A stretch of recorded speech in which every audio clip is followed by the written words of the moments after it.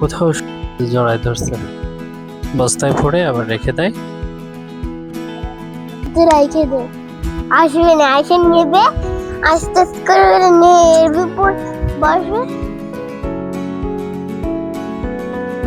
এটা হচ্ছে কাকরোল। কাকরোলগুলো ছোট ছোট আছে, এখনো বড় হয়নি।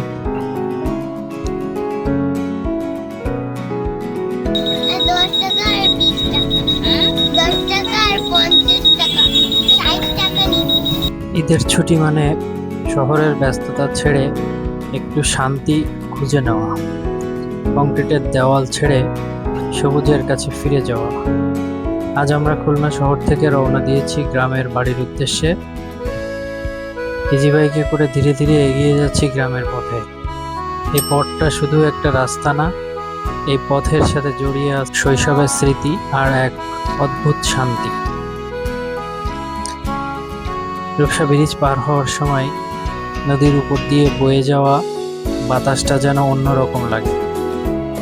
নিচে শান্ত নদী, দূরে ছোট ছোট নৌকা, আর ওপারে ঈদের ছুটিতে ঘরে ফেরা মানুষের ব্যস্ততা। শহরের শব্দ ধীরে ধীরে হারিয়ে যেতে লাগে, আর শুরু হলো গ্রামের নীরব সৌন্দর্য। ইজি বাইকে বসে রাস্তার দুই পাশের দৃশ্য দেখতে দেখতে যাচ্ছিলাম।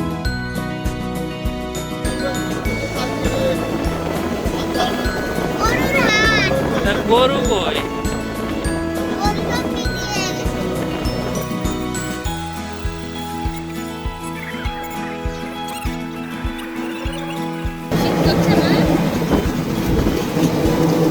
এটা ভালো করে জড়াও।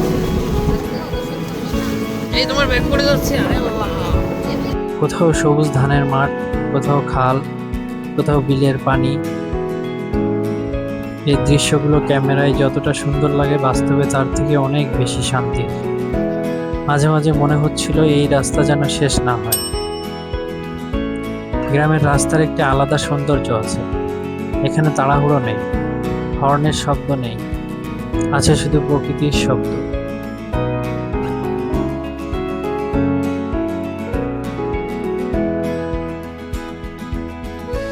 ঈদের সময় গ্রামের পরিবেশটা আরো বেশি জীবন্ত হয়ে ওঠে।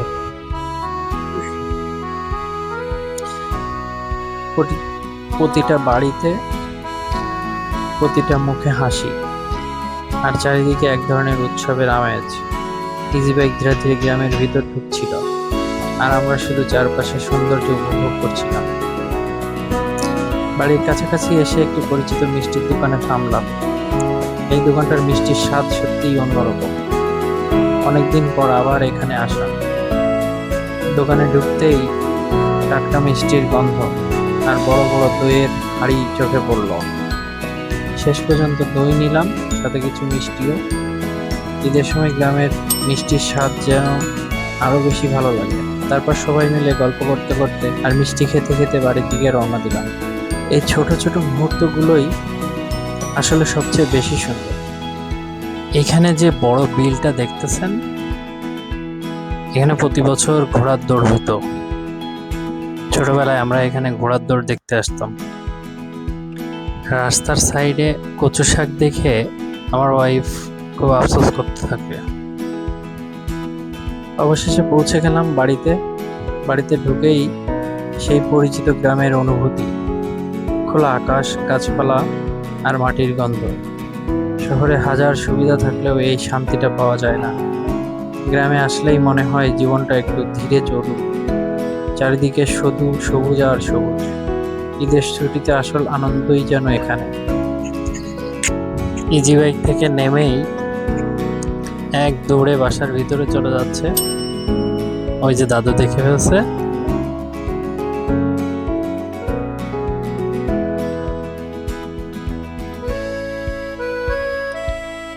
এটা হচ্ছে খেলনার বস্তা।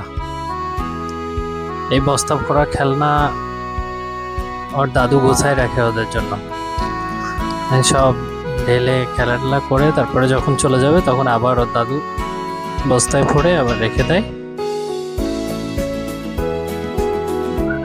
কিন্তু খেলনাগুলোর যে অবস্থা, খুবই করুণ অবস্থায় আছে খেলনাগুলা। অনেক অত্যাচার চলছে এদের উপরে। সব খেলনা ঢেলে দিছে, এবার এগুলো যার যেটা পছন্দ হবে সে সেটা নিয়ে খেলা শুরু করবে।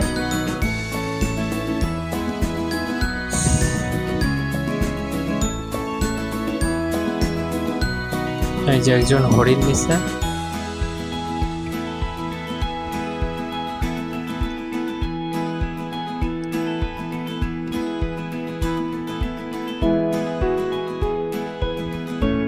এই যে আইসক্রিম ঢালতেছে।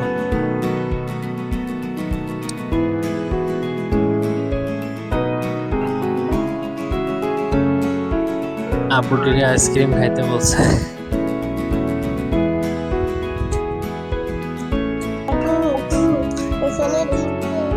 রাইখে দে, আসবে না, আসে নেবে, আস্তে আস্তে করে নেবে উপর বসে। এখানে আমার মেয়ে ওই ডিম একটা প্লাস্টিকের ডিম নিয়ে আসছে, ডিম এনে প্লেটে রাখছে, হাঁস ধরবে তাই। ও হাঁস নাকি ওই ডিম দেখে ওইখানে আসবে, তারপরে ও ধরবে। এখানে রাখলে হাঁস ডিম, ওই ডিম প্লেটে রাখে ওয়েট করতেছে যে হাঁস কখন আসে। তাহলে হাঁস ভাববে কি ওর কিন্তু হাঁস তো হাঁসের মতোই আছে, ওরা ওদের কাজ করে যাচ্ছে, আর ও অপেক্ষায় আছে ডিমের পর কখন আসবে। আসবে না, এখানে টুকটুক করে দাঁড়াও, তারপর ধরে নেবে। হ্যাঁ, এই ট্রিক্স কাজে লাগে না, ডিম আবার জায়গায় রাখে সে এবারে হচ্ছে হাঁস ধরবেই। হাঁসের কাছে গেলে ভয় লাগতেছে, তাই লাঠি খুঁজতেছে। এবার লাঠি নিয়ে যাবে হাঁস ধরতে। এই হাঁস দিছে দাবড়, হাঁসও দৌড়াই, ও দৌড়াই, পিছু পিছু অনেক দূর যে আর পারলো না, তারপরে আর কি করবে, ফিরে চলে আসছে। কই যে চলে গেল। এরপরে শুরু হয় তাল খাওয়া। তাল গাছের থেকে পেড়ে রাখছিল আব্বু, আমি যে তাল কাটা শুরু করলাম, বটি দিয়ে তাল কাটতেছি, আর আমার মেয়ে খাচ্ছে।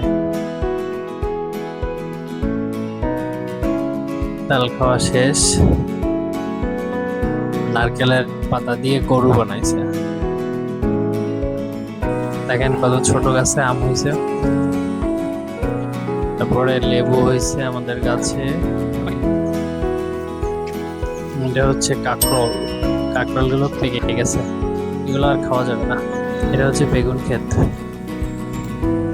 এটা হচ্ছে করমচা, করমচা হয়েছে অনেকগুলা, 2টা করমচা গাছ।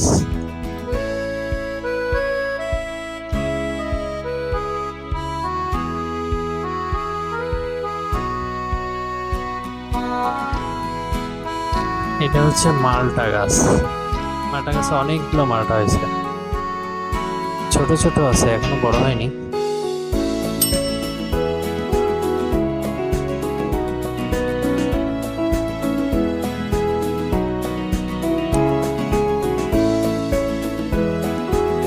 এটা কি জানেন, এটা হচ্ছে রস জাল দেয়া চুলা।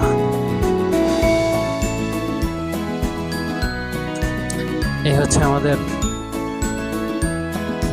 ঈদে গ্রামে বাড়ি যাওয়ার ভিডিও ভালো লাগলে সবাই লাইক করেন, সাবস্ক্রাইব করেন।